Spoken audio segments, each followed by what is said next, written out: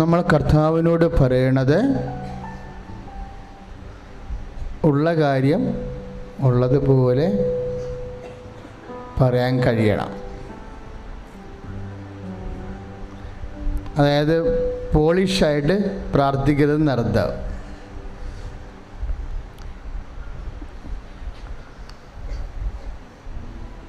ഉള്ള കാര്യം നമ്മുടെ മനസ്സിൽ എന്താണ് കർത്താവിനോട് പറയാനുള്ളത്, അത് സ്വകാര്യ ഭാഷയുണ്ട്, പുസ്തക അച്ചടി ഭാഷയുണ്ട്.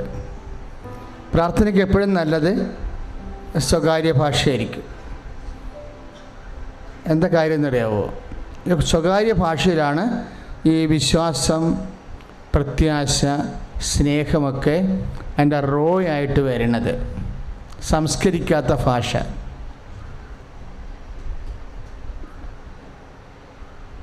കർത്താവിൻ്റെ തിരുസന്നിധിയിൽ നമ്മൾ വരുമ്പോൾ പരമാവധി ആയിട്ടുള്ള ഭാഷ ഉപയോഗിക്കാൻ ശ്രദ്ധിക്കണം. അത് നമ്മുടെ ഇൻറ്റിമസിയുടെ ഭാഗമാണ്. നമുക്ക് കർത്താവുമായിട്ടുള്ള ഒരു ആത്മബന്ധമില്ലേ, ഒഫീഷ്യൽ ലാംഗ്വേജ് അല്ലത്. നിങ്ങളുമായിട്ട് ദൈവവുമായിട്ട് സാങ്കേതിക ബന്ധമാണുള്ളതെങ്കിൽ സ്വാഭാവികമായി ഒഫീഷ്യൽ ലാംഗ്വേജ് വരും. ഹൃദയത്തിൻ്റെ തികവിൽ നിന്നാണ് അദ്ദേഹം സംസാരിക്കണമെന്ന് ഈശോ പറഞ്ഞിട്ടുണ്ട്. ഹൃദയത്തിൻ്റെ തികവ് കർത്താവിനോടുള്ള വല്ലാത്ത സ്നേഹവും ശരണവും വിശ്വാസവുമാണെങ്കിൽ. കഴിഞ്ഞ ദിവസം ഒരു സാക്ഷ്യമുണ്ടായി. എനിക്ക് എൻ്റെ ലാംഗ്വേജ് ഇഷ്ടപ്പെട്ടായിരുന്നു. അപ്പോഴാ കുഞ്ഞിനെന്തോ ഗുരുതരമായ രോഗമാണ്, കുട്ടി മരിച്ചു പോകുമെന്ന് തോന്നി. അപ്പോഴേ അവർ ഈ കുഞ്ഞിനെയും കൊണ്ട് മാതാവിൻ്റെ മുമ്പിൽ ഈ ആരാധന കൂടുമ്പോൾ ഈശോനോട് പറയണത്, അമ്മയുടെ മധ്യസ്ഥ ഈശോനോട് പറയണത്, ഈശോ ഞാൻ ഈ കുഞ്ഞിനെ കണ്ടുപോയതാ, എനിക്കിതിനെ തിരിച്ചു തന്നെ പറ്റത്തുള്ളൂ. അതവരുടെ സ്വകാര്യമായ ഒരു ആഗ്രഹമാണത്. ഭാഷ വളരെ നല്ല ഭാഷയാണ്. എന്താ ഞാൻ കുഞ്ഞ് മരിക്കുന്നതിനെക്കുറിച്ച് അവർക്ക് ചിന്തിക്കാൻ, അവരാ കുഞ്ഞിൻ്റെ അമ്മയുടെ അമ്മയാണ് ശരിക്കും, അമ്മയല്ല, അമ്മയുടെ അമ്മയാണ്. പക്ഷേ അമ്മയുടെ അമ്മയാണെങ്കിലും ആ കുഞ്ഞിനെ അവർ സുഖപ്പെടുത്തി എടുക്കുന്ന രീതിയുണ്ട്. കാരണം മലദ്വാരമില്ലാത്ത കൊച്ചാണ്, മൂത്രവും മലവും ഒരേ ദൂരത്തിൽ കൂടി പോവുകയാണ്. അപ്പോൾ അവിടെ വ്രണവും, അങ്ങനെ പോകുന്ന സ്ഥലത്ത് വ്രണവും ചലവും പഴുപ്പും ഒക്കെയാണ്. കൊച്ചു ഭക്ഷണം എടുക്കണില്ല, വയറ് വീർത്തിരിക്കണം, ഇപ്പം മരിക്കണ, ശ്വാസമില്ല. ഈ കുഞ്ഞിനെയാണ് കർത്താവിൻ്റെ തിരുസന്നിധിയിൽ കാണിക്കേണ്ടിയിട്ടാണ് ഇങ്ങനെ പറയണത്. ഈ കുഞ്ഞിനെ ഞാൻ കണ്ടുപോയതാണ്, എൻ്റെ കണ്ണ് കണ്ടുപോയതാണ്, എനിക്കിതിന് തരാതിരിക്കരുത്. ഒരു ആഗ്രഹവും ഒരു അപേക്ഷയും ഒരു കെഞ്ചി പറയണ ഒരു ആത്മബന്ധത്തിൻ്റെ രീതിയാണ്.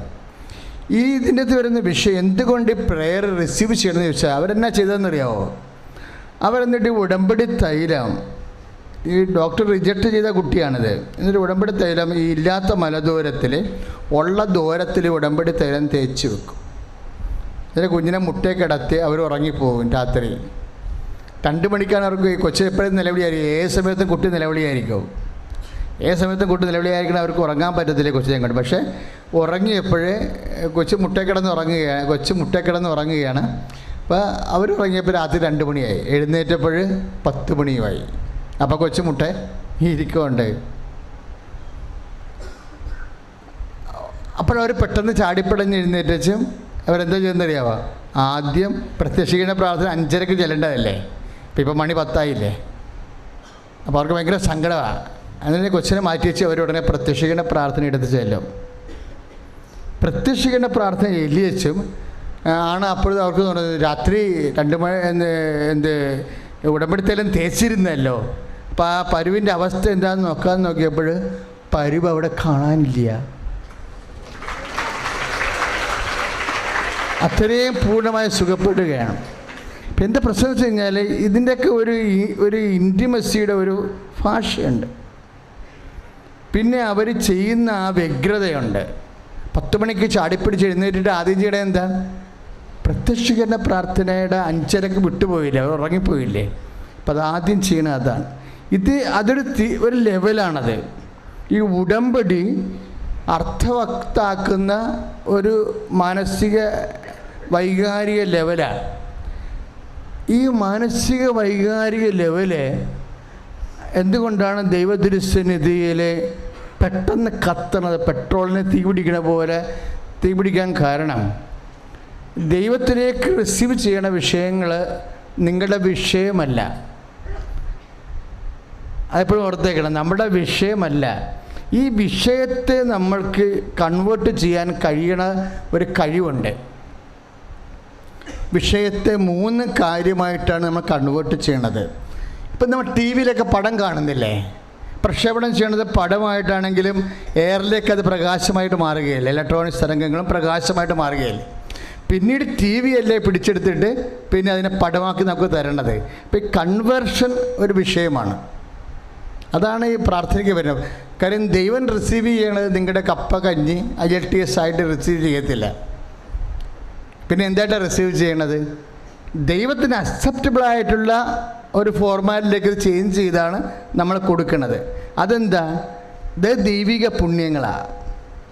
അത് ദൈവിക പുണ്യം.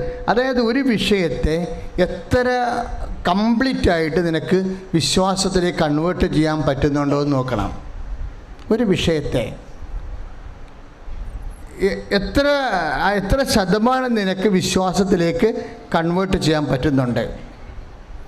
ഒരു വിഷയം, കല്യാണം ഒത്തുവരാത്ത, ഇപ്പോൾ ഇന്ന് ഒരു വിഷയം കണ്ടില്ലേ, 31 കൊല്ലം IELTS എഴുതി പരാജയപ്പെട്ടിട്ട് ഉടമ്പടി എടുത്തിട്ട് 32ാം തവണ പാസ്സാകുന്നത്. അത് റെയർ കേസാണ് ശരിക്കും. പക്ഷേ അതിന് കൺവേർഷൻ ഭയങ്കര പവർഫുള്ളാണ്. ദാറ്റ് മീൻസ് 31 തവണ എഴുതി തോറ്റെന്ന് പറയുമ്പോൾ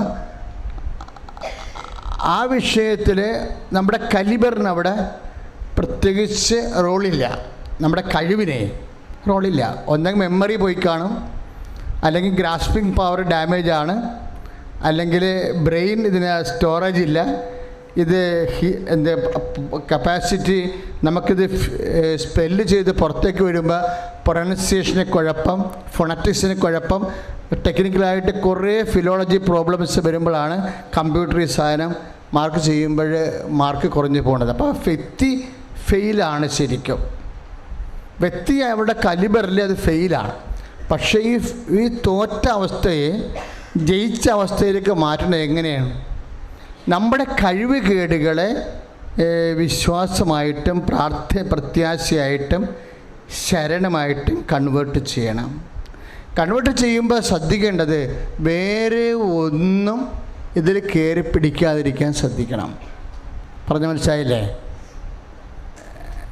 അപ്പം നമ്മളൊരു വിഷയം വിശ്വാസത്തിലേക്കോ പ്രത്യാശയിലേക്കോ ദൈവസ്നേഹത്തിലേക്കോ കൺവേർട്ട് ചെയ്യുമ്പോൾ വേറെ ഒരു അരൂപിയും ഇതിൽ കയറി പിടിക്കാതിരിക്കാൻ വേണ്ടി നമ്മൾ ഉറപ്പ് വരുത്തണം. വേറെ അരൂപി എന്ന് പറഞ്ഞാൽ എന്താണെന്നറിയാവോ? എപ്പോഴും ഇതൊരു സ്കാനിങ്ങിന് വിധേയമാക്കിയിട്ടാണ് ഈശോ പ്രാർത്ഥനകളെ സ്വീകരിക്കുന്നത്. നമ്മളതിൻ്റെ ടെക്നിക്ക് അറിയണം. എന്ത് പ്രാർത്ഥന പ്രാർത്ഥിച്ചാലും അതൊരു സ്കാനിങ്ങിലൂടെ മാത്രമേ ഈശോ അത് സ്വീകരിക്കത്തുള്ളൂ. എന്താ സ്കാനിങ്? ഇപ്പം നമ്മൾ ചെയ്യുന്ന കാര്യം, ദൈവത്തിന് പറയുന്ന കാര്യം ദൈവത്തിൻ്റെ സ്പിരിറ്റിന് അക്സെപ്റ്റബിൾ ആകണം.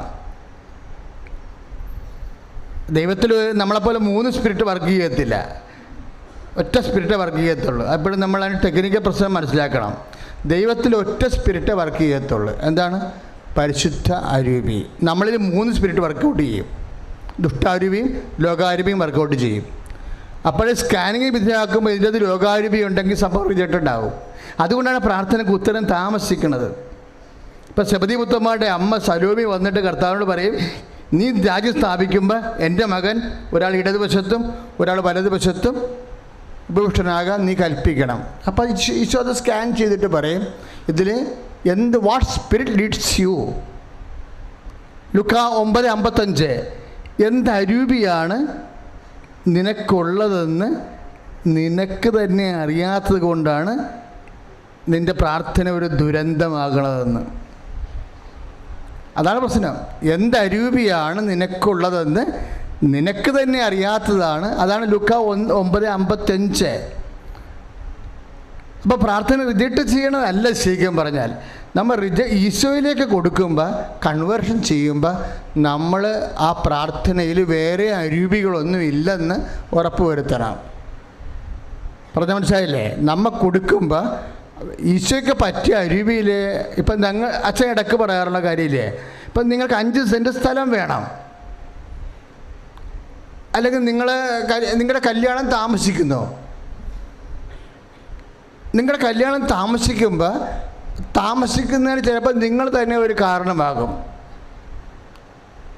എന്താ കാരണം? ചിലർ മൂത്ത മകനെ കെട്ടത്തില്ല, ചിലർ ഇളയ മകനെ കെട്ടത്തുള്ളൂ. അപ്പോൾ തന്നെ അരൂപി ചേഞ്ച് ചെയ്തില്ലേ? എന്താണ് ഈ മൂത്ത മകനെ കെട്ടാത്തതെന്ന് ചോദിക്കുമ്പോൾ അവൾ പറയും, ഞാൻ അമ്മായിയമ്മനെയും അപ്പായപ്പനെയും ചുമക്കേണ്ടി വരുമെന്ന് പറയും. മൂത്ത മകനെ കെട്ടിയാൽ ഞാൻ അമ്മായിയമ്മനെ ഇളയ മകനെ എന്താണ് ഇളയമനെ കെട്ടാത്ത ചോദിക്കുമ്പോൾ പറയും, ഞാൻ ഇളയമനെ കെട്ടിയാൽ ഞാൻ അമ്മായിയമ്മനെയും ചുമക്കേണ്ടി വരും, അതുകൊണ്ട് ഞാൻ ഇളയ മകളെ മകനെ കെട്ടത്തില്ലെന്ന് പറയും. അപ്പോൾ അവൾ മൂത്ത മകനെ കെട്ടാനിരിക്കുകയാണ്. എന്തിനാണ് മൂത്ത മകനെ കെട്ടണത്? കെട്ടി ഒരു കൊല്ലം കഴിയുമ്പോൾ തന്നെ ഒന്ന് പെറ്റിട്ട് മാറി താമസിക്കാമല്ല. നമ്മുടെ പൊന്നൊക്കെ പോണമുമ്പ് തന്നെ മാറി താമസിക്കുക. അപ്പോൾ ആരെയും ചുമക്കേണ്ടി വരത്തില്ലല്ലോ. അപ്പോൾ ഈശോനെ കൊണ്ട് തിരിച്ച് സ്കാനിങ്ങിന് വിധേയമാക്കുമ്പോൾ എന്ത് അരൂപിയാണ് നിനക്കുള്ളതെന്ന് ചോദിക്കേണ്ടി വരരുത്. പറഞ്ഞ മനസ്സിലായി? ഇത് ഈസ് ഒരു സീരിയസ് തിങ്. എന്ത് അരൂപിയാണ് നിനക്കുള്ളതെന്ന് കർത്താവിനെ കൊണ്ട് ചോദിക്കേണ്ടി വരരുത്. ഇപ്പം നീ 5 സെൻറ്റ് സ്ഥലം നീ ഉടമ്പടി വെച്ചിട്ടുണ്ടെന്ന് വിചാരിച്ചു. 5 സെൻറ്റ് സ്ഥലം തരാൻ വേണ്ടി നമ്മൾ പ്രാർത്ഥിച്ചിട്ടുണ്ട്. 5, 50 എത്ര വേണമെങ്കിലും നിനക്ക് വെക്കാം. ആവശ്യമെങ്കിൽ കർത്താവ് തരും, അതിനൊക്കെ പ്രശ്നമില്ല. അരൂപി എന്ത് ചോദിക്കുന്നു എന്നതിനേക്കാൾ ഉപരി കർത്താവ് നോക്കണത് എന്താണ്? എന്തിനു വേണ്ടി ചോദിക്കുന്നു. ഇപ്പം 5 സെൻറ്റ് സ്ഥലം നീ എഴുതി വെച്ചു. അപ്പം നിൻ്റെ മനസ്സിലിരിക്കണത് എന്താ? 5 സെൻറ്റ് സ്ഥലം കിട്ടിയാൽ ഇവിടുന്ന് ചാടിപ്പോകാമല്ലോ, പിന്നെ ആരുടെയും ബാധ്യത നമുക്ക് ഉത്തരവാദിത്തമായിട്ട് ചുവന്നുകൊണ്ട് നടക്കേണ്ട കാര്യമില്ലല്ലോ എന്നാണ് നീ വിചാരിക്കുന്നത്. അങ്ങനെ വരുമ്പോൾ ഇത് റിജക്റ്റ് ചെയ്യും. കാര്യം വേറെ അരൂപിയാം. പരസ്നേഹമില്ലാത്ത കൊണ്ട് ഈ സംഭവം റിസപ്റ്റ് ചെയ്യത്തില്ല. നീ എന്നാ പറയേണ്ടത്? കർത്താവ് 5 സെൻറ്റ് സ്ഥലം കിട്ടിയ ഇപ്പം ഇവിടെ അനുജനൊക്കെ ജോലി ഈ നാട്ടിലില്ല, അവരെവിടെയാണെന്ന് അറിയത്തില്ല, വേറെ സ്ഥലത്തേക്ക് അവർ കൊണ്ടുപോകണം, പോയി ജോലി ചെയ്യണം. അങ്ങനെയാണെങ്കിൽ അപ്പനും അമ്മയും അങ്ങോട്ട് പോകത്തില്ല. എനിക്ക് സ്വസ്ഥവും സമാധാനമായിട്ടൊരു ഓഹരി തന്ന എൻ്റെ അപ്പനെയും അമ്മായിയപ്പനെയൊക്കെ ഞാൻ എന്നെക്കൊണ്ട് കഴിയാവുന്ന പോലെ നോക്കിക്കൊള്ളാം എന്നെങ്ങാനും ഈശ്വരനോട് പറഞ്ഞാൽ അരൂപി ചേഞ്ച് പരസ്നേഹത്തിലേക്ക് വരും. മറ്റത് ലോകാരൂപിയിലേ വരും, ചില സമയത്ത് ദുഷ്ടാരൂപിയിലേക്കും ചേഞ്ച് ചെയ്ത് വരും. അപ്പോൾ പ്രാർത്ഥിക്കുന്ന വിഷയം ഒരു സീരിയസ് വിഷയമാണ്. അപ്പം നീ കാനഡയിലേക്ക് പോകാൻ വേണ്ടി അപേക്ഷ വെച്ചു. എന്നാത്തിനാണെന്ന് ചോദിച്ചു കഴിഞ്ഞാൽ, എന്തിനാണ് നീ കാനഡയിൽ പോകണമെന്ന് ചോദിച്ചു കഴിഞ്ഞാൽ പെട്ടെന്ന് നിനക്ക് പറയാൻ പറ്റണം, അത് എൻ്റെ കുടുംബത്തിലെ കടങ്ങൾ പരിഹരിക്കണം. കാര്യം അപ്പനും അമ്മയും നിന്നെ പഠിപ്പിച്ചപ്പോൾ അവരൊരു പരുവായി കാണും. അല്ല, എൻ്റെ ആൻറ്റിയുടെ മകൾ കാനഡയിലാണ്, അവളുടെ കൂടെ പോകാനാണെന്ന് പറഞ്ഞേക്കരുത്. അതാണ് പ്രശ്നം. ആൻറ്റിയുടെ മകളും അങ്കിളിൻ്റെ മകളും ഒക്കെ കാനഡയിലും സ്വിറ്റ്സർലൻഡിലുമാണ്. അതുകൊണ്ട് നമ്മൾ നാട്ടിൽ ജോലി ഗവൺമെൻറ് PSC ടെസ്റ്റ് എഴുതി കഴിഞ്ഞാൽ അവിടെ ഒപ്പം നമുക്കൊരു സ്റ്റാൻഡേർഡ് ഉണ്ടാവത്തില്ലെന്ന് വിചാരിച്ച വിഷയം മാറി. അതാണ് പ്രശ്നം. നമ്മൾ വെക്കുമ്പോൾ അരൂപി എന്താണെന്നുള്ളത് വളരെ കാര്യം കർത്താവിൻ്റെ രീതി അനുസരിച്ച് ഒരു ജെന്യുവിനായിട്ടുള്ള എല്ലാ ആഗ്രഹങ്ങളും തരാൻ പറ്റാത്ത കാര്യമാണെങ്കിലും ജെന്യുവിനാണ് ആഗ്രഹമെങ്കിൽ കർത്താവ് അത് മാനിക്കണ രീതിയാണ്. നമുക്ക് തരാനുള്ള യോഗ്യതയില്ല, പക്ഷേ നിൻ്റെ ആഗ്രഹം ജെന്യുവിനാണ് എങ്കിൽ കർത്താവ് നിൻ്റെ ആഗ്രഹത്തെ മാനിക്കും. ഇപ്പോൾ ആ കാനങ്കാരിയില്ലേ, കാനങ്കാരിയോട് ഈശോ എന്നാ പറയണത്? കാനങ്കാരി പറയും, എൻ്റെ മകൾക്ക് പിശാച് ബാധിച്ചിരിക്കുകയാണെന്ന് പറയും. എനിക്ക് വേറെ ഒരു മാർഗ്ഗം, എൻ്റെ കുടുംബം മുഴുക്കും വെണ്ണീറായി തീർന്ന് ഇനി മുന്നോട്ടൊരു ജീവിതമില്ല എന്ന് പറയുമ്പോൾ കർത്താവ് എന്നാ പറയും? മക്കളുടെ അപ്പം എടുത്ത് നായ്ക്കൾക്ക് കൊടുക്കുക വിഹിതമല്ലെന്ന് പറയും. പക്ഷേ അങ്ങനെ റിജക്ഷൻ വന്നു കഴിഞ്ഞാൽ കാനംകാർ ഇത് റിജക്റ്റായിട്ടും അവൾ കർത്താവിൻ്റെ പിന്നാന്ന് മാറണില്ലല്ല. അതിനാണ് ഫസ്റ്റ് ഫേസ് മാറി. ആദ്യം അവൾക്ക് വിശ്വാസം എന്താണ്? കർത്താവ്, എൻ്റെ മകൾക്ക് പിശാച് ബാധിതയാണ്, അവളെ നീ സുഖപ്പെടുത്തണം. ഞാൻ വേറെ പലയിടത്തും അവലംബിച്ചിട്ട് അവൾ മുമ്പത്തേക്കാൾ മോശമായിരിക്കുന്നു. അപ്പം വിശ്വാസത്തോടെ ആ പ്രാർത്ഥന വെച്ച് കഴിഞ്ഞപ്പോൾ കർത്താവ് പറഞ്ഞു, നീ അത് മെറിറ്റോറിയസ് അല്ല, മക്കളുടെ അപ്പമെടുത്ത് നായ്ക്കൾക്ക് കൊടുക്കുക. കാരണം നീ ദൈവത്തെ അറിയാത്ത ആളാണ്. ദൈവത്തെ അറിയാത്തവർക്ക് അനുഗ്രഹം കിട്ടേണ്ട കാര്യമില്ല. അതുകൊണ്ട് റിജക്റ്റ് ചെയ്തിരിക്കണം എന്ന് പറയും. അപ്പോൾ ഇവളെന്നാ ചെയ്യും? ഇവൾ കർത്താവിൻ്റെ പിന്നാന്ന് മാറത്തില്ല. അതിനാണ് ശരണമെന്ന് പറയണത്. വിശ്വാസമെന്ന പുണ്യം കൊണ്ട് ചില സംഭവങ്ങൾ നടക്കത്തില്ല, റിജക്ഷൻ വരും. അപ്പോൾ നമ്മൾ എന്ത് ചെയ്യും? പുണ്യം ചേഞ്ച് ചെയ്യും. ദൈവിക പുണ്യം നമ്മൾ ചേഞ്ച് ചെയ്തിട്ട് എന്ത് ചെയ്യും? കാനംകാരി കർത്താവിൻ്റെ പത്രോസ് പറയും, കർത്താവേ, ഇവളെ പറഞ്ഞു വിട്, ഇവളെ കരഞ്ഞുകൊണ്ട് നമ്മുടെ പിന്നാലെ വരുന്നത് കാണുന്നില്ല, പിന്നാലെ കൂടുകയാണ്. അതിനാണ് ശരണമെന്ന് പറയണത്, ശരണമെന്ന പുണ്യം. അപ്പോഴേ ആണ് കർത്താവ് പറയണത് പത്രോസിനോട്, മക്കളുടെ അപ്പമെടുത്ത് നായ്ക്കൾക്ക് കൊടുക്കുക വിഹിതമല്ല. അപ്പം വിശ്വാസത്തിലാണ് ആദ്യം പ്രാർത്ഥിക്കണത്. അപ്പോൾ കർത്താവ് ഒന്നും മിണ്ടിയില്ലെന്നാണ് ബൈബിൾ പറയണത്. മൗനമാണ്, പ്രാർത്ഥനയ്ക്ക് ഉത്തരമില്ല. അപ്പോൾ ഉടനെ അവർ മധ്യസ്ഥ പ്രാർത്ഥനയ്ക്ക് വെച്ചു. ആരുടെ? പത്രോസിനോട് പറഞ്ഞു, ഒന്ന് പറയേ, എൻ്റെ കുഞ്ഞിൻ്റെ അവസ്ഥ ഇതല്ലേ, അത് ചത്തുപോയാൽ പിന്നെ ഞാൻ ജീവിച്ചിട്ട് കാര്യമില്ല, ഒന്ന് പറയുമെന്ന് പറയുമ്പോൾ പത്രോസ് പറയും, സീ ജീസസ്. അവളിങ്ങനെ പിന്നാലെ കരഞ്ഞുകൊണ്ട് എന്നെ കാണുന്നില്ലെന്ന് ചോദിക്കുമ്പോൾ അതിൻ്റെ അർത്ഥം ശരണമെന്ന പുണ്യം നീ കാണുന്നില്ലെന്നാ. പിന്നാലെ കരഞ്ഞുകൊണ്ട് വരണമല്ല പ്രശ്നം. പത്രോസ് മധ്യസ്ഥ പ്രാർത്ഥനയായിട്ട് വെക്കണത് അവളുടെ ശരണമാണ്. അവൾ നേരിട്ട് വെച്ചത് എന്താണ്? അവളുടെ വിശ്വാസമെന്ന കാര്യം. കർത്താവ് കാണുന്നത് എന്താണെന്നുള്ളത് പ്രധാനപ്പെട്ട വിഷയമാണ്. നമ്മൾ പറയുന്ന വിഷയങ്ങളല്ല, പിശാചും ജോലിയൊന്നുമല്ല കർത്താവ് കാണുന്നത്. കർത്താവ് കാണുന്നത് എന്താണെന്ന് പത്രോസിന് അറിയാം. പത്രോസ് ഉടനെ അവളുടെ ശരണമെന്ന പുണ്യമെടുത്ത് ഹൈലൈറ്റ് ചെയ്തിട്ട് പറയും, സീ ജീസസ്. അവൾ പിന്നാലെ വരണത് കാണുന്നില്ലേ എന്ന് ചോദിക്കും. അവൾ ശരണപ്പെടുന്നത് കാണുന്നില്ലെന്ന് ചോദിക്കും. അപ്പോഴാണ് ശരണത്തിന് ബ്ലോക്ക് ചെയ്യും. ശരണത്തെ ബ്ലോക്ക് ചെയ്തിട്ട് പറയും, മക്കളുടെ അപ്പമെടുത്ത് നായ്ക്കൾക്ക് കൊടുക്കുക വിഹിതമല്ല. ഉടനെ ഇവള് ശരണത്തിൻ്റെ ബ്ലോക്കും വരുമ്പോഴേ റിജക്ഷൻ വരത്തില്ലേ. ഈ മൂന്നാമത്തെ റിജക്ഷൻ ഫീൽഡിൽ വന്നപ്പോൾ ബൈബിള് നമ്മളെ പഠിപ്പിക്കണേ എങ്ങനെയാണ് ദൈവദർശനം വ്യാപരിക്കേണ്ടതെന്ന്. ബൈബിൾ വായിക്കണത് എന്തിനാണ്? ദൈവത്തെ അറിയാനാണ് നമ്മൾ പഠിക്കണം. ആ മൂന്നാമത്തെ ഫീൽഡ് വരുമ്പോൾ കാനംകാര് പറയും, കർത്താവേ, അത് ശരിയാ അങ്ങ് പറഞ്ഞത്, ഞാൻ പട്ടിയാണ്. അവിടെ എന്ത് സംഭവിക്കണത്? ഇവിടെ നേരെ ഈ ശരണമെന്ന പുണ്യം മുമ്പ് എളിമപ്പെടുന്നതിൻ്റെ ഒരു പ്രോസസ്സുണ്ട്. മനസ്സിലായില്ലേ? പ്രാർത്ഥനയുടെ മെയിൻ സംഭവമാണത്. ശരണമെന്ന പുണ്യം പരാജയപ്പെട്ട ജസ്റ്റ് അടുത്ത സ്റ്റെപ്പ് എന്ന് പറയുന്നത് എന്താണ്? കർത്താവേ, അത് ശരിയാണ്, ഞാൻ പട്ടിയാണ്. എങ്കിലും നായ്ക്കൾ പോലും യജമാനന്മാരുടെ മേശയിൽ നിന്ന് വീഴുന്ന അപ്പക്കഷ്ണങ്ങൾ തിന്നാറില്ലേ? അതെന്നുള്ളത് എളിമയാണ് ശരിക്കും. എന്തെങ്കിലും പ്രാർത്ഥനയ്ക്ക് ഉത്തരം താമസിച്ച് ഈ വിശ്വാസത്തിൻ്റെ ഫീൽഡും ഔട്ടായി ശരണത്തിൻ്റെ ഫീൽഡും ഔട്ടായി കഴിഞ്ഞാൽ പിന്നെ നമ്മുടെ മുമ്പിലുള്ളത് എളിമയാണ്. ഈ എളിമയുടെ ഭാഗമായിട്ടാണ് തപസ് വരണത്.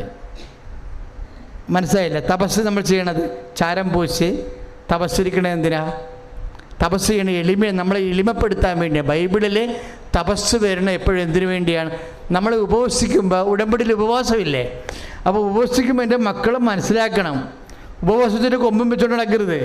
ഉപവസിക്കുന്നതിൻ്റെ ഉദ്ദേശം നിങ്ങളെ പട്ടിണി കിടത്തുകയെന്നല്ല, നമ്മളെ എളിമപ്പെടുത്തുകയെന്നാണ് ഉദ്ദേശിക്കുന്നത്. കാരണം എന്താണ്?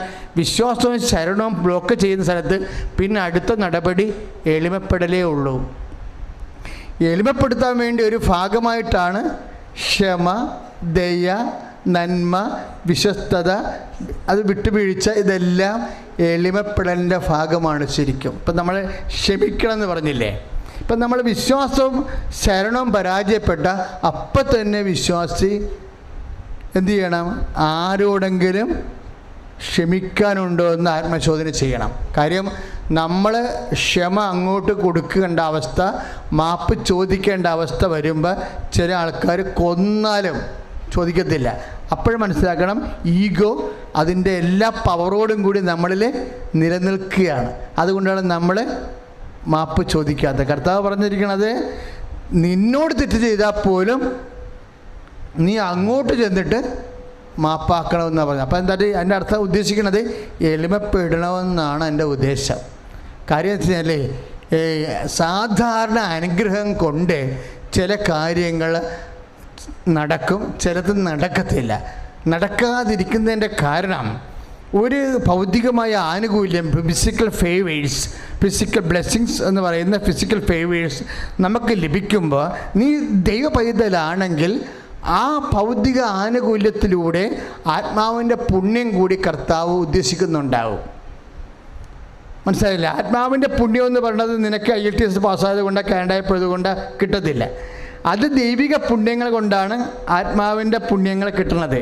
അപ്പം അത് കിട്ടണമെന്നുണ്ടെങ്കിൽ എന്തു ചെയ്യും? ദൈവം നമ്മളെ എളിമപ്പെടുത്തും. അതുകൊണ്ടാണ് ദൈവം എളിമയുള്ളവർക്ക് കൃപ നൽകുന്നുവെന്ന് ഇപ്പം നമ്മൾ യാക്കോബ് 4:6, 1-5-6 എന്താ പറയുക, 1-5-5, 1-5-6 എന്താ പറയുക? ദൈവം വിനയമുള്ളവർക്ക് കൃപ നൽകുന്നു, എളിമയുള്ളവർക്ക് കൃപ നൽകുന്നു. ആ കൃപ കിട്ടിക്കഴിഞ്ഞാൽ എന്താ പ്രശ്നം? കൃപയ്ക്ക് 2 ഗുണങ്ങളുണ്ട്. ഒന്ന്, നമ്മുടെ ഭൗതിക കൃപയെന്ന് പറഞ്ഞാൽ ദൈവത്തിൻ്റെ ശക്തിയാണ്. അത് നമ്മുടെ ഭൗതികമായ കാര്യങ്ങൾ നടക്കും. ആത്മാവിനത് പുണ്യമായി മാറിയിട്ട് ആത്മാവ് വിശുദ്ധന്മാരെ പോലെ പുണ്യപ്പെടുകയും ചെയ്യും. അതുകൊണ്ടാണ് ചില ദൈവത്തിൽ നിന്ന് മാറാതെ നടക്കുന്ന ആൾക്കാരുടെ പ്രാർത്ഥന കേൾക്കാൻ താമസിക്കുന്നതിൻ്റെ കാരണം അതാ. അപ്പം നിങ്ങൾക്ക് തന്നെ വണ്ടടിക്കും, എടാ നമ്മളും ദൈവത്തിൽ നിന്ന് മാറാതെ നടക്കണം, പക്ഷെ നമ്മുടെ കാര്യങ്ങളൊക്കെ താമസിച്ചാണ് നടക്കുന്നത്. ഇതെന്ത് പരിപാടി? അപ്പോൾ പ്രാർത്ഥന കൊണ്ട് എന്താ പ്രയോജനമെന്ന് ചോദിച്ചു കഴിഞ്ഞാൽ, ഈ സാധാരണ ബ്ലെസ്സിങ്സ് അല്ല അവിടെ ഉദ്ദേശിക്കുന്നത്, കൃപയാണ്, ഗ്രേസാണ്. ഗ്രേസിൽ 2 കാര്യങ്ങളുണ്ട്. ഒന്ന് ഭൗതിക ആനുകൂല്യമുണ്ട്, കാരണം ഗ്രേസിൻ്റെ പവറിൻ്റെ ഇഫക്റ്റാണത്. മറിച്ചത് ആത്മാവിൻ്റെ പ്രസാദപരമുണ്ട്. അത് നിത്യതയിൽ നിനക്ക് കർത്താവിനെ അനുഭവിക്കാൻ സഹായകമാണ്. ഈ നിത്യതയിൽ കർത്താവിനെ അനുഭവിക്കാൻ സഹായകമായ പ്രസാദപരം നേടാൻ നമുക്ക് വേറെ മാർഗമില്ല. ഈ ഭൗതിക സമ്മർദ്ദം മാത്രമേ ഉള്ളൂ. ഇപ്പോൾ ദൈവത്തിൽ ഇപ്പം നിൻ്റെ ജോലി താമസിച്ചു, നിൻ്റെ വിവാഹം താമസിച്ചു, നിൻ്റെ കുഞ്ഞുങ്ങളുണ്ടാകാൻ താമസിച്ചു എന്നൊക്കെ പറയുമ്പോൾ ദൈവം അത് കൃപയിലൂടെ നീ നേടാൻ വേണ്ടി സാവകാശം തരണതാണ് പ്രാർത്ഥനയ്ക്ക് ഉത്തരം താമസിക്കാൻ കാരണം. കൈ അടിച്ചു കർത്താൻ ചൊല്ലുക.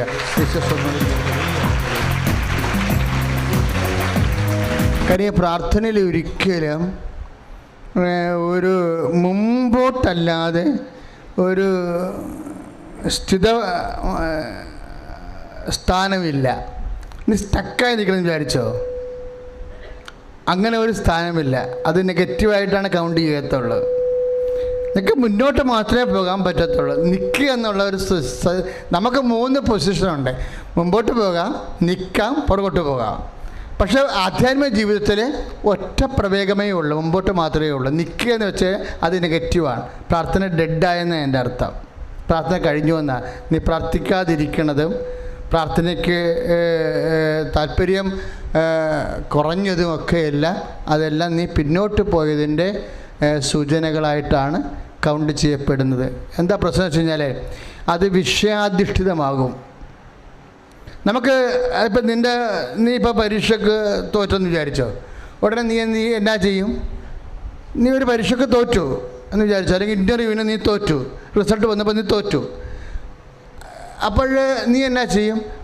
ഇന്നലെ ഈ റിസൾട്ട് വന്നത് വരെ കാണിക്കണ തീഷ്ണത തോറ്റ് കഴിഞ്ഞ് നമുക്ക് കാണിക്കത്തില്ല, ഇല്ലേ? അപ്പോൾ നമ്മൾ ദൈവത്തിന് പിടികൊടുത്ത പോലെയായി പോകും. അപ്പോൾ ഈ റിസൾട്ട് വരണത് വരെയുള്ള തീഷ്ണത റിസൾട്ട് വന്ന് തോറ്റ് കഴിഞ്ഞപ്പോൾ നമ്മൾ കാണിക്കണില്ല. അപ്പോൾ എന്നാ പ്രശ്നം എന്ന് അറിയാം? അവിടെ വരാൻ പറഞ്ഞ പ്രശ്നം, അച്ഛൻ്റെ സ്വകാര്യ ഭാഷ പറഞ്ഞ ദൈവത്തിന് പിടികൊടുക്കാതിരിക്കുന്നതാണ് ആധ്യാത്മികമായ ബുദ്ധി. കാര്യം നീ റിസൾട്ടിനെ അടിസ്ഥാനപ്പെടുത്തിയാണ് ദൈവത്തോടുള്ള ബന്ധമെങ്കിൽ അത് വ്യക്തിബന്ധമല്ല, വിഷയബന്ധമാണ്. പറഞ്ഞ മനസ്സിലായ? വ്യക്തിബന്ധം. നമുക്ക് ദൈവമായിട്ട് എന്ത് ബന്ധമാണ് വേണ്ടത്? വ്യക്തിബന്ധമാണ് വേണ്ടത്. പക്ഷെ എന്താ പ്രശ്നിക്കണത്? നീ നിൻ്റെ ജോലി അല്ലെങ്കിൽ ബാങ്ക് ലോൺ തരാമെന്ന് പറഞ്ഞ് തന്നില്ല, അല്ലെങ്കിൽ രോഗം സുഖപ്പെടാമെന്ന് പറഞ്ഞു സുഖപ്പെട്ടില്ല എന്ന് പറയുമ്പോൾ നീ പഴയതുപോലെ പ്രാർത്ഥനയുടെ തീക്ഷ്ണത കാണിക്കണില്ല എന്നുണ്ടെങ്കിൽ എന്താ പറ്റിയിരിക്കണത്? ആ വിഷയത്തിലാണ് പ്രാധാന്യം കൊടുത്തിരിക്കുന്നത്. അപ്പം നിനക്കും ദൈവവും തമ്മിലുള്ള ബന്ധമെന്താ? വിഷയബന്ധമാണ്, വ്യക്തിബന്ധമല്ല. ദൈവത്തോട് എന്ത് ബന്ധമാണ് വേണ്ടത്? അതാണ് ഹബക്കുക്ക് പറയണത് 3:17 ആലയിൽ ആടറ്റുപോയാലും ഭൂമി വിളവ് തന്നില്ലെങ്കിലും കർത്താവേ നിന്നോടുള്ള ശരണത്തിനും സ്നേഹത്തിനും ഒരു കുറവുണ്ടാവത്തില്ല. സ്തുതിക്കട്ടെ, ഹല്ലേലൂയ. ഉദ്ദേശം ഇതാണ്. ഉടമ്പടി നമ്മൾ വെക്കുന്നത് എന്താണ്? വിഷയങ്ങളാണ് വെക്കുന്നത്, ഇല്ലേ? പക്ഷേ നമ്മൾക്ക് ദൈവമായിട്ടുള്ള ബന്ധം എന്താണ്? വിഷയബന്ധം അല്ല, പിന്നെ എന്താണ്? വ്യക്തിബന്ധമാണ്. ഈ വ്യക്തിബന്ധം വളരണത് പ്രാർത്ഥന കേട്ടല്ല വളരണത്. കേൾക്കാത്ത പ്രാർത്ഥനയ്ക്ക് നിൻ്റെ നിലപാടനുസരിച്ചാണ് ഇൻറ്റിമസി കൂടുകയും കുറയുകയും ചെയ്യണത്. കേൾക്കാത്ത ചില പ്രാർത്ഥനയില്ലേ, അത് കേൾക്കാതിരുന്നിട്ടെങ്കിലും നീയും ദൈവവും തമ്മിലുള്ള ബന്ധത്തിന് അതുവഴി മുമ്പത്തേക്കാൾ വിശ്വാസമോ പ്രത്യാശയോ ദൈവസ്നേഹമോ കൂടിയിട്ടുണ്ടെങ്കിലേ ബന്ധം ദൈവതിരുസന്നിധിയിൽ കൂടും. അതാണ് കാനങ്കാരി പറയണത്. കർത്താവേ അത് ശരിയാ, ഞാൻ പട്ടിയാണ്. കാര്യം ഈ പ്രാർത്ഥനയുടെ യാത്രയിലെ അപമാനങ്ങളും ഉണ്ടാവും. പക്ഷെ ഇന്നലെ രാത്രി ഞാൻ ഒരു വടകരയിൽ നിന്നുള്ള ഒരു മോളെ ഭർത്താവും ഭാര്യയും കൂടി അവരോട് ഉടമ്പടി 3 പ്രാവശ്യം പുതുക്ക് ഇന്നലെ കാണാമെന്ന് പറഞ്ഞാൽ. പക്ഷേ എനിക്ക് ഇന്നലെ മീറ്റിങ്ങൊക്കെ കാരണം അധികം കാണൽ നടന്നില്ല. അവർ പോകാതെ അവിടെ നിന്ന കാരണം ഞാൻ രാത്രി അവരെ വിളിച്ചു സംസാരിച്ചു. അപ്പോൾ അവർ എന്നോട് പറഞ്ഞു 10 കൊല്ലമായി മക്കളില്ല, ഇപ്പം അപമാനമായി നാട്ടുകാരുടെ മുമ്പിൽ. 10 കൊല്ലമായി മക്കളില്ല, ആലപ്പുഴ പോയി ഉടമ്പടി എടുത്തിട്ട് മക്കളായിട്ടില്ല. അതുകൊണ്ട് ചെടുത്തിമാരും അനിയത്തിമാരും ബന്ധുക്കളൊക്കെ വിളിച്ച് ഞങ്ങളെ കളിയാക്കാൻ തുടങ്ങി. അതാണ് ആ കാനങ്കാരുടെ പൊസിഷനാണത്. നമ്മുടെ കർത്താവിൻ്റെ പുറകെ നടന്നിട്ട് അവസാനം പട്ടി എന്ന രീതിയിൽ ആ കാനങ്കാരിയെ വിളിക്കണില്ലേ? മക്കളുടെ അപ്പമെടുത്ത പട്ടികൾക്ക്. അപ്പോൾ അപമാനിക്കപ്പെട്ടു അല്ലേ? അപ്പം ചില ആധ്യാത്മിക യാത്രയിൽ നമ്മൾ അപമാനിക്കപ്പെടുമ്പോൾ നമ്മളെ അപമാനിക്കുക എന്നല്ല ദൈവം ഉദ്ദേശിക്കണത്. എന്താ ചെയ്തിരിക്കണത്? ദൈവം മരുഭൂമിയിലൂടെ മനുഷ്യനെ വിടണത് എന്തിനാ? എളിമപ്പെടുത്താൻ വേണ്ടിയാണ്. അതാണ് നിയമാവർത്തനം 8:3. ഞാൻ നിങ്ങളെ മരുഭൂമിയിലേ വിട്ടത് തണലില്ലാത്ത, വെള്ളമില്ലാത്ത, സന്ധിപ്പില്ലാത്ത അനുഭവങ്ങളിലൂടെ വിടുകയാണ്. അതാണ് നിയമാവർത്തനം 8:3. ഞാൻ നിങ്ങളെ മരുഭൂമിയിലൂടെ വിട്ടത് എന്തിനാണ്? നിങ്ങളെ എളിമപ്പെടുത്താൻ. പട്ടിയെന്ന് വിളിച്ചത് എന്തിനാ? എളിമപ്പെടുത്താനാണ്. അപ്പം എന്ത് ചെയ്യണം? അക്സെപ്റ്റ് ചെയ്യണം. നമ്മൾ അക്സെപ്റ്റ് ചെയ്യാതിരിക്കുമ്പോഴാണ് ഞാൻ പോയിട്ട് ശരിയായില്ല, ഉടനെ ഞാൻ പ്രാർത്ഥന നിർത്തും, ഉപവാസം നിർത്തും, പിന്നെ പഴയ സ്വഭാവം തുടങ്ങും. പഴയ സ്വഭാവത്തിൽ ആൾക്കാരുടെ കഴുത്തേക്ക് കയറുക, ദാർഢ്യം കാണിക്കുക, ദേഷ്യപ്പെടുക, ക്ഷമിക്കാതിരിക്കുക, ഒന്നിനും താല്പര്യമില്ലാതിരിക്കുക, ഇങ്ങനെ പഴയ സ്വഭാവം തുടങ്ങും. അപ്പോഴേ യഥാർത്ഥത്തിൽ നിൻ്റെ സ്വഭാവം എന്താണെന്ന് വെച്ചാൽ തൽക്കാലം നീ കാര്യം കാണാൻ വേണ്ടി കർത്താവിൻ്റെ മുമ്പിൽ വേറെ ഒരു ഫേസ് സൂക്ഷിക്കുക. നിൻ്റെ കാര്യം കണ്ടില്ലെങ്കിൽ നീ എൻ്റെ പഴയ സൈസ് എടുക്കും നീ. അതാണ് വിഷയം. വളരെ ശ്രദ്ധിക്കണം. കർത്താവിൻ്റെ അടുത്ത് ഇടപെടുമ്പോൾ വളരെ ശ്രദ്ധിക്കണം. ഇപ്പം കാര്യം കാണാൻ വേണ്ടിയാണ് നീ പ്രാർത്ഥനയും കാര്യങ്ങളും ക്ഷമയും ദയയും നന്മയും വിശ്വസ്തതയും കുറേ ആത്മീയ പ്രവൃത്തിയും പുണ്യപ്രവൃത്തിയും കൊണ്ടൊക്കെ ഇതൊരു ജാടയായിട്ട് ചില സമയത്ത് വരാൻ സാധ്യതയുണ്ട്. പക്ഷെ അത് നടന്നില്ല എന്നുണ്ടെങ്കിൽ പഴയ രീതിയിലേക്ക് നീ പോകും. അത് കർത്താവിന് നിന്നേക്കാൾ നേരത്തെ അറിയാവുന്ന കാരണം ഒരു പ്രശ്നമുണ്ട്. അതാണ് ഞാൻ ദൈവത്തിന് പിടികൊടുക്കരുതെന്ന് പറഞ്ഞതിൻ്റെ കാരണം. അപ്പോൾ അതിനനുസരിച്ച് നിന്നെ മരുഭൂമിയിൽ വിടുമ്പോൾ ഇപ്പോൾ വേണമെങ്കിൽ കാനംകാരിക്ക് പറയാം, ഇങ്ങനെ ദൈവമല്ല ഒരു മണ്ണാങ്കട്ടയോ അല്ല, ചുമ്മാ കള്ളത്തരമാണ്, ഇങ്ങനെയാണ് മനുഷ്യനെ വിളിക്കണത്, പട്ടിയെന്നൊക്കെയാണ് മനുഷ്യനെ വിളിക്കണത്, വേറെ പണിയൊന്നുമില്ല എന്ന് പറഞ്ഞിട്ട് ഇവർക്ക് വേണേൽ പോകാം. പക്ഷെ കാനംകാരി പോകത്തില്ല. കാനംകാരി പറയും, Jesus that is right, I am a dog and you are a lord. ഞാനൊരു പട്ടിയാണ്, പക്ഷെ നീ ആരാണെന്ന് എനിക്കറിയാം. ആരാണ്? യജമാനനാണ്. പട്ടികൾ പോലും യജമാനൻ്റെ മേശപ്പുറന്ന് വീഴുന്ന അപ്പക്കഷ്ണങ്ങൾ തിന്നാറുണ്ടല്ലോ എന്ന് പറയും. അത് വല്ലാത്ത അതാണ് അച്ഛൻ ആദ്യം പറഞ്ഞത്, പ്രാർത്ഥിക്കുമ്പോൾ മനസ്സിൽ വരണം എന്താണ് അതുപോലെ പറയണം. ഒരു ചേച്ചിയോട് സാക്ഷ്യം പറഞ്ഞെന്തറിയാമോ? Jesus I am not satisfied with that. അവൾ ഇംഗ്ലീഷിലാണ് പറഞ്ഞ കർത്താവിനോട്, ഇവിടെ ഇത് ഇറങ്ങിയിട്ട് പറഞ്ഞതാണ്. എന്താ അവൾ ഉടമ്പടി എടുത്തപ്പോഴേ അവൻ്റെ മകന് ഒരു ജോലി കിട്ടണം. അപ്പോൾ ജോലി ഉടനെ കിട്ടി അവൻ ഗൾഫിൽ പോവുകയും ചെയ്ത്. അവൻ തിരിച്ചു വിളിച്ച്, മമ്മി ഇതെന്ത് ജോലി മമ്മി? ഞാൻ ഈ വീട്ടൊക്കെ എല്ലാം പഠിച്ചിട്ട് ഇവിടുത്തെ ഓരോ കടയുടെ വാതിക്ക് നടക്കുകയാണ് ബാഗും പിടിച്ചോണ്ട് ഈ സാധനം വിൽക്കാൻ വേണ്ടി. എന്നെ അവരെ വിളിച്ച് ഫീൽഡ് എക്സിക്യൂട്ടീവ്, ബിസിനസ് എക്സിക്യൂട്ടീവ് എന്നൊക്കെ പറഞ്ഞ് കോഡറൊക്കെ കൊടുത്ത് ടൈയൊക്കെ കൊടുത്തിരിക്കുകയാണ്. അതൊക്കെ ചുമ്മാ കമ്പനിക്കാരൻ്റെ സാധനം വിറ്റഴിക്കാൻ വേണ്ടിയുള്ള ഒരു കോപ്പറേറ്റീവ് ജാട കാണിച്ചിരിക്കുകയാണ്. പക്ഷേ ഇവന് കിട്ടുന്ന ശമ്പളം 21,000 രൂപയാണ്. ബിസിനസ് എക്സിക്യൂട്ടീവ് എന്നുള്ള പേരാണ് കിടക്കുന്നത്. അവൻ ചെയ്യണത് എന്താണ്? ഡോർ ടു ഡോർ ഡെലിവറിയാണ് ചെയ്തുകൊണ്ടിരിക്കുന്നത്. അപ്പോൾ അവനെ വിളിച്ച് മമ്മിയെ വിളിച്ച് പറഞ്ഞു, മമ്മി ഇത്രയും കഷ്ടപ്പെട്ട് പഠിച്ചിട്ട് 5-6 ലക്ഷം രൂപ മുടക്കിയിട്ട് ഞാൻ ഓരോ കുടുംബങ്ങളിൽ നടന്ന് ഇത് വീടുകളിൽ നടന്ന് കൊടുത്തുകൊണ്ടിരിക്കുകയല്ല കമ്പനിക്ക് വേണ്ടിയെന്ന് ചോദിച്ചപ്പോൾ അവൾക്ക് വിറഞ്ഞ്. അവളിവിടെ വന്ന് അൾത്താറെന്ന് നോക്കി ഞാൻ പറഞ്ഞു, Jesus I am not satisfied with that. സങ്കടം കൊണ്ട് പറഞ്ഞതാണ്, Jesus I am not satisfied with that. ഞാൻ ഇതുകൊണ്ട് എൻ്റെ മകന് നീ കൊടുത്ത ജോലി കൊണ്ട് ഞാൻ തൃപ്തയല്ല എന്ന് പറഞ്ഞു. അവൾ കാര്യം ഇത്രയും പഠിപ്പിച്ചതല്ലേ. അതുകൊണ്ട് അവൾ കർത്താവിൻ്റെ മുഖത്ത് നോക്കി സംസാരിച്ച്. അതാണ് ഞാൻ പറയണത്, നിങ്ങളുടെ ഉള്ളിലുള്ളത് സംസാരിക്കുമ്പോൾ ദൈവം അത് അക്സെപ്റ്റ് ചെയ്യണത് നിങ്ങളുടെ തണ്ടുരോഗമായിട്ടാണ് എടുക്കണത്. എന്താ? നിങ്ങളുടെ ശരണം, നിങ്ങളുടെ കർത്താവിലുള്ള വിശ്വാസം. കർത്താവ് നീ കൈവിട്ടാൽ ഞങ്ങൾ എവിടെ പോകുമെന്നൊരു മനുഷ്യൻ പണ്ട് കർത്താവിനോട് ചോദിച്ചു, അല്ലേ? ആരാ ചോദിച്ചത്? പത്രോസ് ചോദിച്ചു, കർത്താവേ ഞാൻ എവിടെ പോകും? നിത്യജീവൻ്റെ വചനങ്ങൾ നിൻ്റെ. അപ്പം നമ്മൾ വീണാലും നിരച്ച് കർത്താവിൻ്റെ മുമ്പിൽ തന്നെ വരണം. അതുകൊണ്ടാണ് പത്രോസാണ് ഇത്രയും ഉയരാൻ കാര്യം. ആ മനുഷ്യന് ഭയങ്കര ദൈവിക വെളിപാടായിരുന്നു. അയാൾ എപ്പോഴും പറയാമായിരുന്നു, എന്തെല്ലാം കർത്താവിൽ നിന്നുണ്ടായാലും ഞാൻ പോകത്തില്ല ഒരിടത്തും.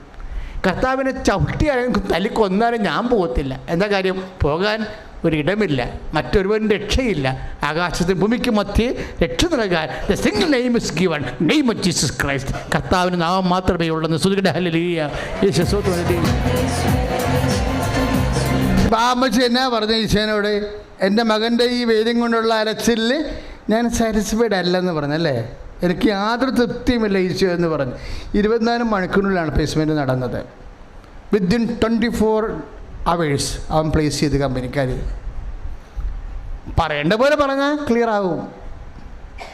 അത് തന്നെയല്ലേ ഈശോ പറഞ്ഞത്. അത് നമ്മുടെ ആഗ്രഹങ്ങൾ ആത്മാർത്ഥതയോടെ നമ്മൾ സബ്മിറ്റ് ചെയ്യണം. അവൾ ആ കാര്യം അത് തന്നെയാണ് പറയണത്. കർത്താവ് അത് ശരിയാണ്, അങ്ങ് പറഞ്ഞ് ശരിയാണ്. പക്ഷേ യജമാനന്മാരുടെ മേശയിൽ നിന്ന് പട്ടികളും അപ്പക്കഷ്ണങ്ങൾ തിന്നാറുണ്ട്. ഉമ്മാൻ എന്നാ ഈശോ വിളിക്കണത് സ്ത്രീയെ. പിന്നെ എന്താ പറയുക? നിൻ്റെ ആഗ്രഹം പോലെ നിനക്ക്. അപ്പം അതാണ് സംഭവം. ആഗ്രഹം പോലെ ആ വാക്ക് ബൈബിൾ ഒറ്റ പ്രാവശ്യം ഉപയോഗിച്ചിട്ടുള്ളൂ. കാനംകാരിയാണ് കർത്താവിൻ്റെ മനസ്സിലിരിപ്പ് പുറത്തു കൊണ്ടുവന്നത്. ആ കാനംകാരി വിജാതി സ്ത്രീയാണ് കർത്താവിൻ്റെ മനസ്സിലിരിപ്പ്. അതാണ് 15:28 മത്തായിയുടെ സുവിശേഷം 15:28. മകളെ എന്താണ്? നിൻ്റെ ആഗ്രഹം പോലെ നടക്കട്ടെ. ദാറ്റ് മീൻസ് എന്താണ്? ആഗ്രഹം, കർത്താവിനോട് ആത്മാർത്ഥമായിട്ടുള്ള ബന്ധം നിനക്കുണ്ടെങ്കിൽ നിൻ്റെ ഏത് ആഗ്രഹവും കർത്താവിൻ്റെ മുമ്പിൽ സമർപ്പിക്കാം. അത് കർത്താവ് അംഗീകരിക്കും, ബഹുമാനിക്കും, നടത്തിത്തരും. ശ്രദ്ധിക്കട്ടെ. ഹല്ലേലൂയ.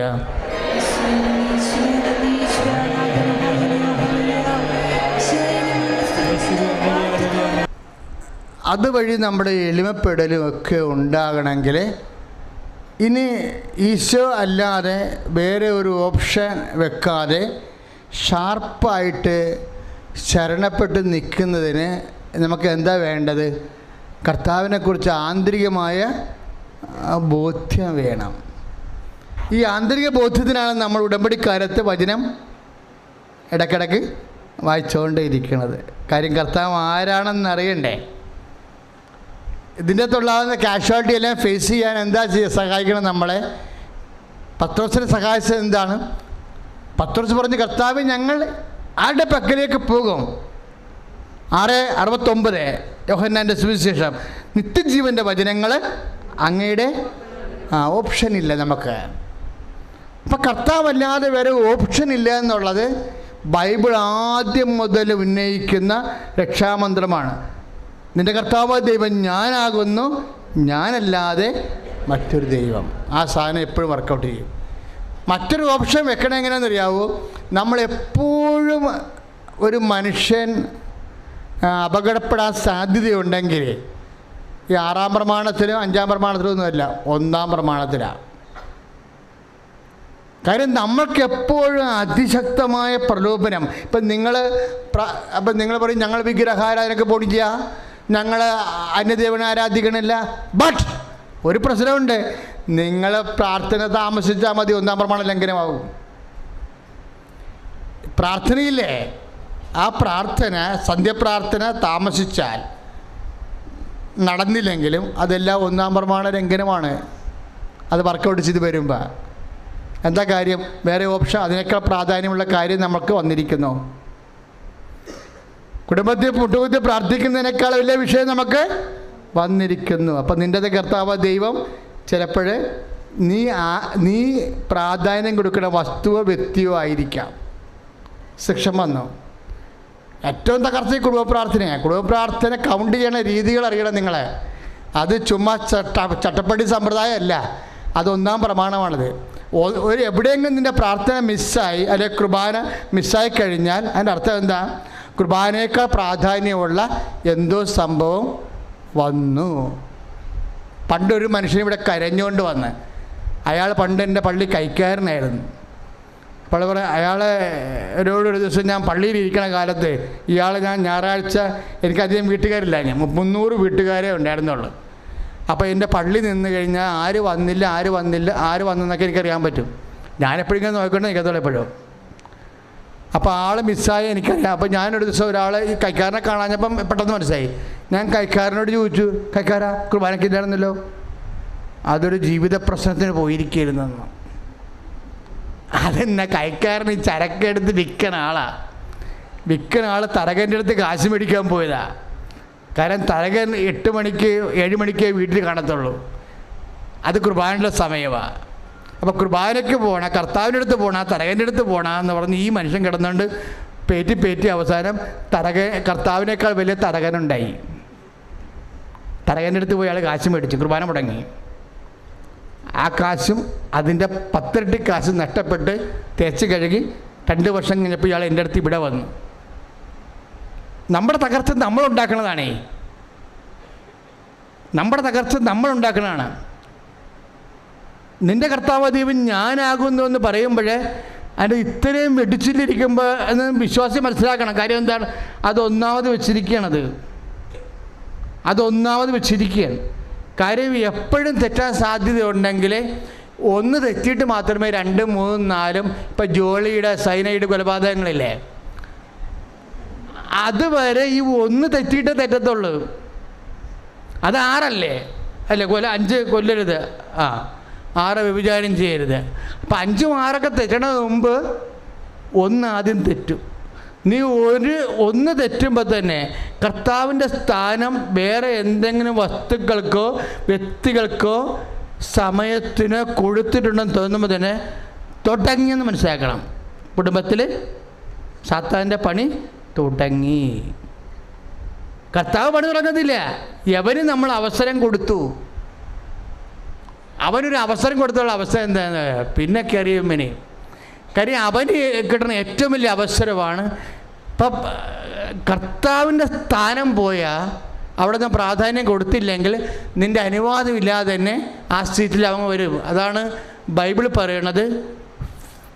എഫേസ്യസ് 4:27 സാത്താന് നിങ്ങൾ അവസരം കൊടുക്കരുത്.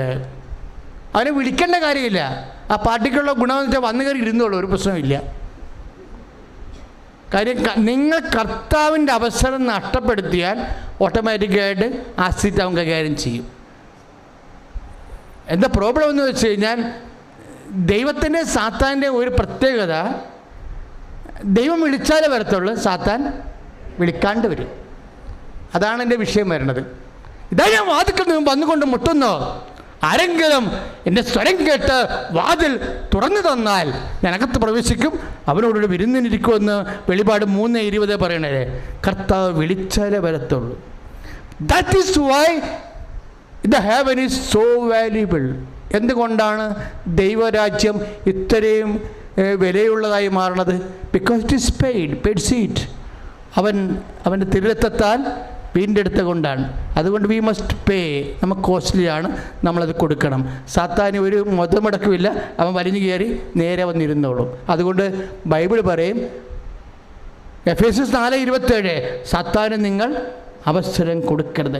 സാത്താന് അവസരം കൊടുക്കരുതെന്ന് പറയുമ്പോൾ അതിൻ്റെ അർത്ഥം എന്താണെന്നറിയാവോ?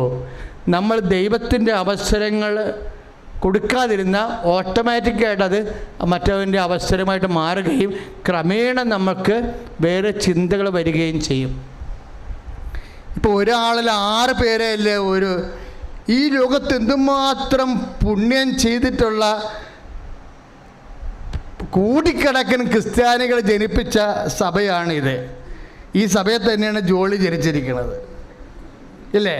ഇപ്പം ഞാൻ സമയത്ത് ഓർക്കുക, മദർ തെരേസ മുതൽ ജോളി വരെ ഇല്ലേ, 6 പേര് സൈനൈഡ് കില്ലർ. ഞാൻ ഓർത്തത് ഇത്രയും ഈ വിശ്വാസത്തിലൊക്കെ വളർന്നിട്ട് പിന്നെ എന്താ ഈ മനുഷ്യന്മാർ ഇങ്ങനെ തെറ്റിപ്പോണത്? എനിക്കൊരു സമാധാനം ഇല്ല. ഞാൻ കർത്താവിനോട് ചോദിച്ചു, കർത്താവേ, ഇത്രയും വചനങ്ങളും ധ്യാനങ്ങളും പള്ളിയൊക്കെ ഉണ്ടായിട്ടും ഇതുപോലെയുള്ള സൈനൈഡ് കില്ലേഴ്സ് ഉണ്ടാകുന്നുണ്ടല്ലോ എന്ന് പറഞ്ഞു. അപ്പോൾ കർത്താവ് പറഞ്ഞു, ചിത്തമരം ചിത്തബലങ്ങൾ. കർത്താവ് നേരത്തെ പറഞ്ഞതല്ലേ, നല്ല മരത്തിന് ചീത്ത ഫലങ്ങൾ തരാൻ പറ്റത്തില്ല, ചീത്ത മരത്തിന് നല്ല ഫലങ്ങളും തരാൻ പറ്റത്തില്ല. പിന്നെ എന്താണ്? ചീത്ത മരത്തിന് അതാണ് മത്തായി 7:18 മോശം മരം മോശം ഫലം തരും. അപ്പം നിങ്ങൾ ഈ മോശം ഫലമായിട്ടാണ് ഉടമ്പടി ചെയ്തിരിക്കണമെങ്കിൽ പണിയാളെന്നാണ് പറഞ്ഞുകൊണ്ട് വരുന്നത് കേട്ടോ. കർത്താവിനോട് കണ്ണുനീരോടെ പ്രാർത്ഥിക്കണം. ഇന്നലെ ഒരു മുസ്ലിം സഹോദരിയുടെ സാക്ഷ്യം ഉണ്ടായിരുന്നു. ഇന്നലെ ചെറുപ്പക്കാരത്തിയാ. അവൾ എന്താ പറഞ്ഞെന്നറിയാവോ? അവളെ അച്ഛൻ വിളിച്ചത് എന്താണ്, ബഷീർ എന്നുള്ളതിന് ഭാസ്കർ എന്ന് വിളിച്ച് അച്ഛനെ തിരുത്തി വിടുന്നത്. അവൾ ഷംന തിരുത്തി അച്ഛനെ. എൻ്റെ പേര് ഷംന ബഷീർ, ഞാൻ ഇസ്ലാമാണ്, അച്ഛന് തെറ്റിയതാണെന്ന് പറഞ്ഞത്. അവൾ എന്നാ പറഞ്ഞതെന്നറിയാം? ആദ്യം പറഞ്ഞത്, കുറേ സാക്ഷികൾ പറഞ്ഞ ശേഷം ആദ്യം പറഞ്ഞതാണ് എനിക്ക് ഇഷ്ടപ്പെട്ടത്. എനിക്ക് കുറേ നാളായിട്ട് മുൻകോപമാണ് ഭയങ്കര. അപ്പം ഞാൻ മുൻകോപം എനിക്ക് അടക്കാൻ പറ്റാതെ വന്നപ്പോൾ ഞാൻ ദൈവത്തോട് പറഞ്ഞ് എൻ്റെ മുൻകോപം ഒന്ന് അവസാനിപ്പിച്ച് തരണം. ആദ്യം ഞാൻ ചീത്ത മരമാണ്, എന്നെ നീ തൊട്ട് നല്ല മരമാക്കി തരണം. എന്തിനാണ്? നല്ല ഫലങ്ങളെ വിളയിക്കാൻ വേണ്ടി. അത് നമ്മൾ ദൈവത്തോട് കാണിക്കുന്ന ഒരു തുറവിയാണത്. കാര്യം ഈ grace build up on nature എന്ന് ഞങ്ങളൊക്കെ പഠിച്ചിരിക്കുന്നത്. കൃപ മനുഷ്യൻ്റെ പ്രകൃതിയിലാണ് വിളയണത്. ഇപ്പം നമ്മുടെ പ്രകൃതി മാറ്റം സംഭവിച്ചില്ലെങ്കിൽ, മനസ്സാന്തരം എന്ന് പറയുന്നത് മനസ്സിൻ്റെ മാറ്റമല്ല, അത് മൊത്തം പ്രകൃതിയുടെ മാറ്റമാണ്. ക്ഷമ, ദയ, നന്മ, വിശുദ്ധത, ആത്മസംയമനം എന്നൊക്കെ പറയണത് പ്രകൃതിയുടെ ഫലങ്ങളാണ്. ബേസിക്കായിട്ട് ഈശോയെ രക്ഷകനായി സ്വീകരിച്ചുകൊണ്ട് ഈശോൻ്റെ സ്വഭാവം കാണും. യേശു ക്രിസ്തുവിൻ്റെ മനോഭാവം നിങ്ങൾക്കുണ്ടാവട്ടെ എന്ന് പറയത്തില്ലേ? ഫിലിപ്പിയർ 2:7. ഫിലിപ്പിയർ 2:6 യേശുക്രിസ്തുവിൻ്റെ മനോഭാവം നിങ്ങൾക്കുണ്ടാവട്ടെ. നമ്മൾക്ക് പ്രകൃതി മാറ്റമെന്ന് ഉദ്ദേശിക്കുന്നത് എന്താണ്? കർത്താവിൻ്റെ പ്രകൃതിയിലേക്ക് നമ്മൾ ചേഞ്ച് ചെയ്യാൻ. ഉടമ്പടിയുടെ അടിസ്ഥാനപരമായ ലക്ഷ്യം എന്താണ്? കർത്താവിൻ്റെ പ്രകൃതിയിലേക്ക് നമ്മൾ ചേഞ്ച് ചെയ്യുന്നു. കർത്താവിൻ്റെ പ്രകൃതിയിലേക്ക് നമ്മൾ എങ്ങനെയാണ് ചേഞ്ച് ചെയ്യണത്? അവൻ പകർത്തിയ ദൈവമായിരിക്കവേ ദൈവത്തോട് സമാനം മുറുകെ പിടിക്കുന്ന കാര്യമായി പരിഗണിക്കാതെ അവൻ ദാസനായി മരണത്തോളം കുരിശു മരണത്തോളം തന്നെ താഴ്ത്തി. അതിനാൽ എന്ത് സംഭവിച്ചു? ദൈവം അവനെ അത്യധികം ഉയർത്തി. നമ്മളെ ഉയർത്തേണ്ടത് ആരാണ്? ദൈവമാണ്. ദൈവത്താൽ ഉയർത്തപ്പെടാൻ വേണ്ടിയാണ് നമ്മൾ എളിമപ്പെടുന്നത്. ദൈവം നമ്മൾ എളിമപ്പെടുത്തുന്നത്. കൈയടിച്ച് കർത്താവ് ഹല്ലേലൂയ.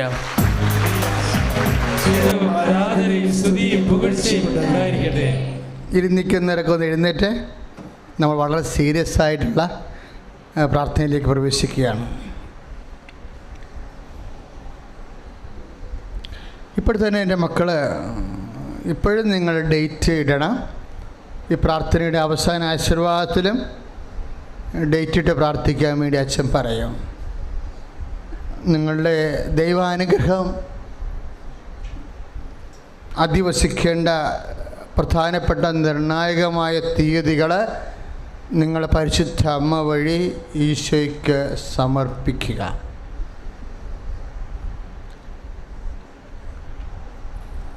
എന്നെ ശ്രവിക്കുന്നവരും ഓരോരോ രാജ്യങ്ങളിലും സംസ്ഥാനങ്ങളിലും ജില്ലകളിലും ഇരുന്നു കൊണ്ട് ഈ ധ്യാനം ലൈവായിട്ട് കൂടുന്നവരും ഇപ്പോൾ പരിശുദ്ധ അമ്മ വഴി ഇവിടെ ആയിരക്കണക്കിന് മക്കൾ പ്രാർത്ഥിച്ചുകൊണ്ടിരിക്കുന്നു. ഈ പ്രാർത്ഥനയോട് ചേർത്ത് നിങ്ങളും യൂട്യൂബിലും ഫേസ്ബുക്കിലും ഡേറ്റ് ഇടുക. നേരത്തെ ഡേറ്റ് ഇട്ടിട്ടുള്ളവരാണെങ്കിൽ വീണ്ടും ഡേറ്റ് ഇടുക.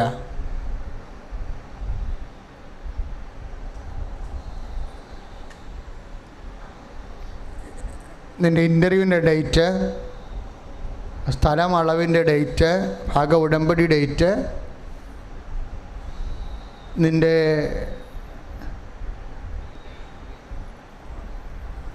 ഡെലിവറി ഡേറ്റ്, ഓവുലേഷൻ ഡേറ്റ്, എന്തിനെല്ലാം കാര്യത്തിൽ നിങ്ങൾ പരീക്ഷാ തീയതികൾ ഒക്കെ അമ്മേ പരിശുദ്ധമ്മേ കൃപാസനം മാതാവേ.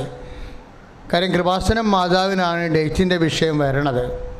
കാര്യം സമയഘടികാരം നെഞ്ചിൽ ചാർത്തി 2004 ഡിസംബർ 7-ാം തീയതി അമ്മ പ്രത്യക്ഷപ്പെട്ടതാണ്. അതുകൊണ്ടാണ് നമ്മൾ ഡേറ്റ് ഇടാൻ കാര്യം. സമയത്തിൻ്റെ അമ്മയാ. സ്തുതികട ഹല്ലേലൂയ.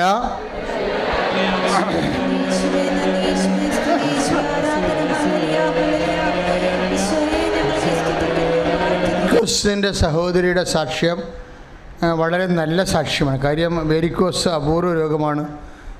സാധാരണ സൗഖ്യത്തിൽ വരാത്തൊരു സാക്ഷ്യമാണത്. അപ്പോൾ എന്ത് രോഗവും അമ്മ മാതാവ് പ്രത്യക്ഷപ്പെട്ട ഇടത്ത് നിൽക്കുമ്പോൾ അമ്മ നിനക്ക് വേണ്ടി മധ്യസ്ഥം വഹിക്കുന്ന കാരണം ഈശോ ആ പ്രാർത്ഥന ഹോണർ ചെയ്യുമെന്നാണ് സാക്ഷ്യം കൊണ്ട് നമുക്ക് മനസ്സിലാവുന്നത്. ഇപ്പോഴച്ഛൻ പറയുന്നത് ഈ പിൻകഴുത്തിന് താഴെ അസ്ഥി ഉന്തിയവരെ കാണുന്നുണ്ട്.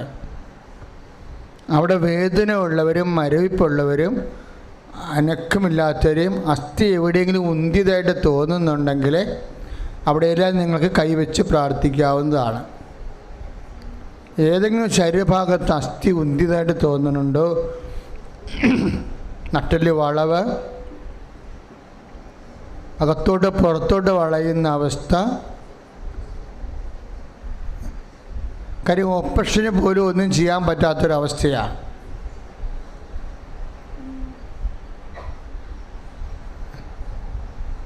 അവിടേക്ക് നിനക്കിപ്പോഴേ നീ കൈവെക്കുമ്പോൾ പറയണം, അമ്മ മാതാവിൻ്റെ മധ്യസ്ഥത്തിൽ ഈശോയുടെ നാമത്തിലാണ് ഞാൻ ഈ കൈവച്ചിരിക്കണത്.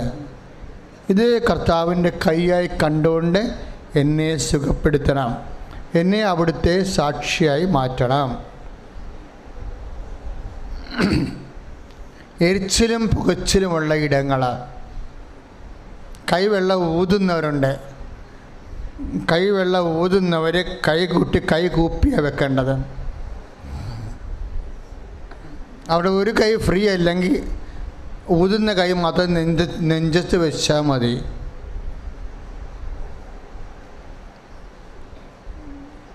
ശരീരത്തിൻ്റെ ബേണിംഗ് സെൻസേഷനുള്ള ഇടങ്ങൾ, എരിച്ചിലും പുകച്ചിലുമുള്ള സ്ഥലങ്ങൾ കൈവെക്കാവുന്നതാണ്. ഇപ്പോൾ യൂറിനറി ട്രബിൾസൊക്കെ ഉള്ളവരല്ലേ, അവർക്കൊക്കെ ഭയങ്കര അടിവയറ്റ്, ഭയങ്കര എരിച്ചിലും പുകച്ചിലും ആയിരിക്കും. അതുപോലെയുള്ള രോഗങ്ങൾ, ഗ്യാസ് ട്രബിളിനും ഹൃദയത്തിൻ്റെ അസുഖങ്ങൾക്കും നെഞ്ചെരിച്ചിൽ ഭയങ്കരമാണ്. അവിടെയൊക്കെ കൈവെക്കാവുന്നതാണ്. എരിച്ചിലും പുകച്ചിലും സ്ഥലങ്ങളിൽ കൈവെക്കുക.